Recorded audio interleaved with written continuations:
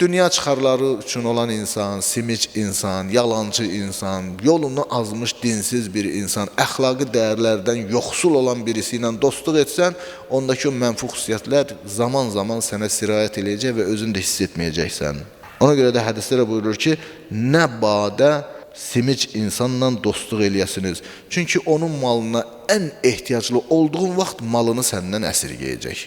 Sənə dəstək olmayacaq, yardım etməyəcək. Deyilənə görə Salman-ı Farisi bilirsinizə Peyğəmbər sahabələrindəndir. Əbu Dərda da Peyğəmbər sahabəsidir. Hər ikisi böyük sahabelərdəndir. Peyğəmbər bəzi rəvayətlərə görə Salmanla Əbu Zəri qardaş eləyib. Bəzi rəvayətlərə görə Salmanla Əbu Dərdanı qardaş eləyib.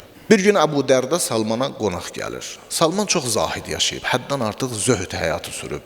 Hətta Salman Ömər ibn Xəttabın dönəmində, 2-ci xəlifənin dönəmində Mədain şəhərinə vali təyin olunanda, cəmaət çıxır ki, indi vali gələcək, yeni vali gələcək, Peyğəmbər sahabəsidir, qarşılamağa çıxırlar, görürlər ki, ulağın belində bir adam gəldi.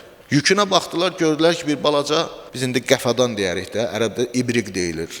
Su daşımaq üçün bir dolça, bir kuzədir, bir də bir keçədir, dəri parçasıdır. 2 dənə yükü var bu adamın. Bunu gətirdilər qəsrə, valiliyin qəsrinə, iqamətgahına. Baxdı, dedi, mən burada yaşayanmaram, mən belə evdə yaşamıram, bu qəsrdir. Hansı evi göstərdilər, qəbul etmədi. Yox, dedi, bu mənim şənimdən yüksəkdir, mən burada yaşamıram. Axırda biri dedi ki, mən bildim sən nə cür ev istəyirsən. Sən elə bir ev istəyirsən ki, ayağa qalxanda başın tavanına dəysin. Uzananda ayağın da qapısından bayıra çıxsın. Deyir, elə bir daxma tikin, mən yaşayayım orada. Balaca bir daxma tikdilər, şəhərin valisidir. Oradan şəhəri idarə edir. Bir gün Mədaini sel bastı. Cəmaət sel gəlib şəhəri basıb, ham malını, mülkünü çıxartmaq istəyir ki, sel yuyub aparıb dağıdacaq, məhv eləyəcək də. Salman Farisi ibriqini, kuzəsini götürdü, keçəsini götürdü, əlində çıxdı bir kənara təpənin üstünə. Dedi, ey insanlar, qiyamət də belədir, yükünüzü yüngül eləyin ki, nicat tapasınız.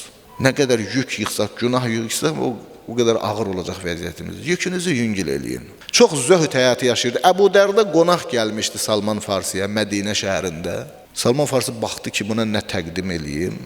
Zəətər deyilən bir bitkini var, bizdə kəkotuya bənzəyir.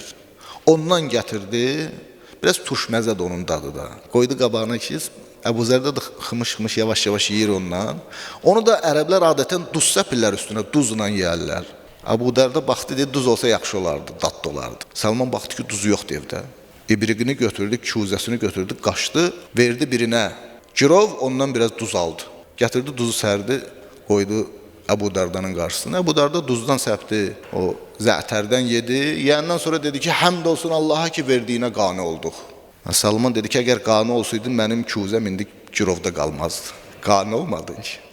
Yəni, dost da gərək bəzən bu cür qane olsun, qardaşı əziyyətə salmayasan, çətinliyə, sıxıntıya salmayasan. Bir insan ki, daimən səni əziyyətə salır, sıxıntıya salır, həqiqi dost deyil. Həqiqi dost insanı sıxıntıya salmaz.